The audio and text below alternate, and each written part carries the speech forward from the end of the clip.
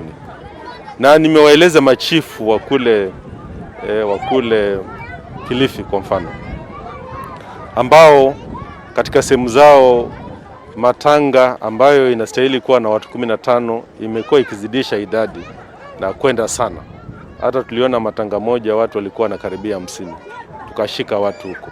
Tunataka hao machifu wajue kwamba sasa si watu tutashika, ni wao wenyewe ambao watachukulia watu wa hiyo, kwa sababu tunatarajia kwamba watekeleze hili jambo kwa njia ambayo inafaa, kwa njia ambayo rais amesema, na kwa njia ambayo watu wa public health wametuambia tufanye ili tuepuke kuenea kwa ugonjwa huu.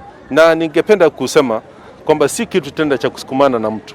Kama chief anajua katika eneo lake hajachukua majukumu lake kwa njia ambayo inafaa, aanze kuyatilia mkazo sasa, kwa sababu sidhani kwamba hizo siku 30 ambazo tumeongezewa zitapita kama mmoja wao hajajipata taabani kwa kulegea katika kazi yake.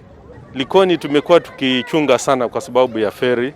Wao wanapita kwa feri sana, na katika feri hatujaweza kukaribia ile social distancing kabisa, na ndio maana tunasema wacha tuwasambazie hizi barakoa ili anapoenda popote, kama ameambukizwa asiwaambukize wengine, na anapokuja nyumbani asiwaletee matatizo, asiwaletee ugonjwa. Ndio maana tumekuja hapa, na pia wajua Likoni watu ni wengi sana, na vile unavyoona hali ya taka pia ni nyingi sana.